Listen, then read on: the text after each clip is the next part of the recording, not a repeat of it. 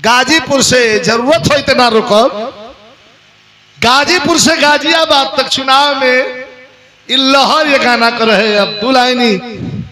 जब अखिलेश यादव जी के नाम आई गई, दुल्हा के बड़ भाई रुआ बानी दे दिले बानी तो एक लाइन भइल जरूरी बा। वही तरह हम पार्टी के दल बिरहा केहू बुलावे लगावे खातिर, तो हमारी जिंदगी में दूगो खाली भाजपा वाला आज हमारा की नाम दिले मन से कौन ना दिलन सा, सवाले नहीं थे। भाजपा ही हमको पैसा नहीं देते, जानते हैं कि ये तो सपाई है, भुला उला के काट गुद्दू को दे दिले मन से आज ले। देखिए स्थिति क्या बन रही है देश की, देश कहां जा रहा है और कहां पहुंचने वाला है देश। यह पुलवामा का हमला, अरे पुलवामा का हमला तो खत्म हुआ, अभी अभी ये पहलगाम वाला हमला, ये कहीं ऐसा तो नहीं है कि अलार्म बजा दिया है तीसरे विश्व युद्ध का कसम कसम चल रहा है हिंदुस्तान और पाकिस्तान दोनों। पाकिस्तान है कि अब अपनी जिद छोड़ने को तैयार नहीं। आटा के लिए पाकिस्तान में मार हो रही है, सब्जी के लिए मार हो रही है, गेहूं के बोरी के लिए मार हो रही है, और आज स्थिति ऐसी आकर के मुहाने पर खड़ी हुई कि घूमने गए धरती का जन्नत कहा जाने वाला जम्मू कश्मीर, कश्मीर के वादियों में लोग गए जिनकी गीत आप लोग के बीच में जल्द आ रही है हमारे आवाज में। आज ही गा दिया होता लेकिन छुट्टी नहीं थी। आज लोग गए थे, किसी ने कहा कि 22 लोगों को गोली मार दिया गया, और मारा गया कैसे, पूछ करके मारा गया। हिंदू मुस्लिम एकता में दरार डालने के लिए यह पूछ करके मारा गया कि हिंदू एक तरफ हो जाए, मुसलमान एक तरफ हो जाए। कलमा पढ़ो, अगर कलमा नहीं पढ़ पाया, अगर पढ़ भी दिया जानता है तो हमारे जैसा आदमी तो कलमा भी जानता है, पढ़ लेता है। तो उनके वस्त्र को उतार करके चेक किया गया खतना हुआ है कि नहीं हुआ है। हद हो गई, 27 लोगों को मौत के घाट उतार दिया गया। और एक बार भी पाकिस्तान ने इस घटना की निंदा नहीं किया, और नहीं तो थेथरई बतियाने पर उतरा है।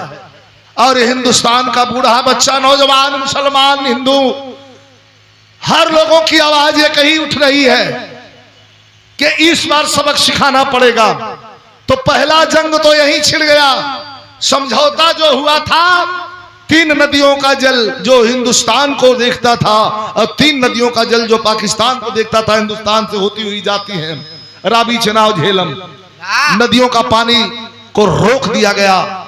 सारे रिश्ते तोड़ दिए गए।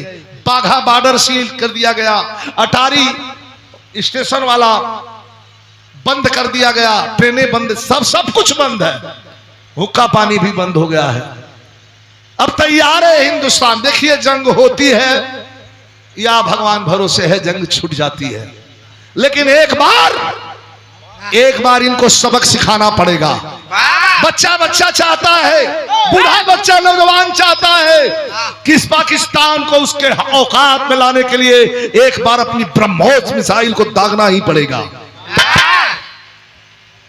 धीरे धीरे इन लोगों के सम्मान में एक लाइन।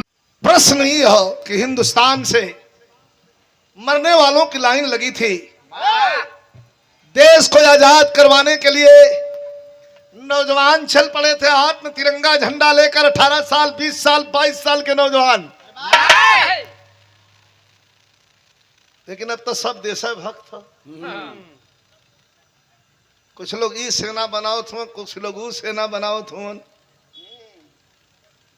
सब देशभक्त हो गए। इतिहास को खंगाल करके सामने रख दिया जाए तो सर उठेगा नहीं। मुगलों को इस धरती पर पनाह देने वाला कौन था? किसके पनाह देने से मुगल आकर के इस धरती पर विराजमान हुए? अब कहना कम समझना ज्यादा। और आज जो सूबे में सरकार चल रही है, यह दमनकारी सरकार नाक में दम कर दिया है। पिछड़ा, दलित, अल्पसंख्यक, आदिवासी पीडीए परेशान है, जिसको लेकर के हमारे नेता, आपके नेता अखिलेश यादव जी ने अपने लोगों को जगाने का काम किया है कि जग जाओ, अब तैयार होना पड़ेगा। अब पहले वाली बात नहीं रही। जितना मेहनत अंग्रेज खेदे में जितना मेहनत अंग्रेजन के लगल, उतना मेहनत इन्हन के हटावे में लगी। तो लोग सोचत हुआ कि लप दे हम मार दे वो ठट जाए ना। देखला मिश्रा जी बड़ा मुस्किया बोलत रहा, बनारस वाले मिश्रा जी। नहीं तोहार बात अलग है भाई, तोहार कोनो जवाब, तोहार बात ना होते, तोहार बात होई तो हम बुलाई तो हैं। अब भाई मिश्रा जी की बात होते, देखा नाचत रहल कनके, कूद गल कनके, वो खिस्सा मत कहा। तो हम तुम्हें बता दे कि हम लपेट देख के बता देला, जैसे तू देख के बता दे। तो आजाद देश में अपनी बात भी कहने की आजादी नहीं है। मैं उन दिनों ले चलता हूं, आपको भी लिखना पड़ेगा कौन ऐसा क्रांतिकारी था, कौन ऐसा शेर था जो दुश्मन के घर में घुस करके जाकर के सीने में गोली मारा। दुश्मन के सीने में गोली मारा, कौन ऐसा शेर था?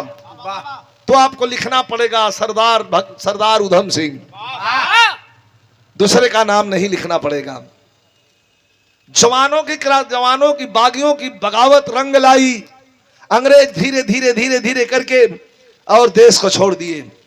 बाबा साहब के बनाए हुए संविधान पर देश चल पड़ा। लेकिन सामंतवादियों की हमेशा यह इच्छा रही कि इस संविधान से मेरा कोई लेना देना नहीं, ये अपना नागपुरिया कानून लागू करना चाहते हैं। लेकिन हम आपको फिर से एक बार उस खून की तरफ ले चलते हैं कि क्या वो खून जो बह गया था, वह खून किसका था? किसी व्यक्ति विशेष का नहीं था, किसी एक आदमी का नहीं था। 2,500 से 3,000 लोग बैठे थे जलिया वाले बाग में। थोड़ा आनंद लीजिएगा, ज्यादा नहीं, 15-20 मिनट। आइए।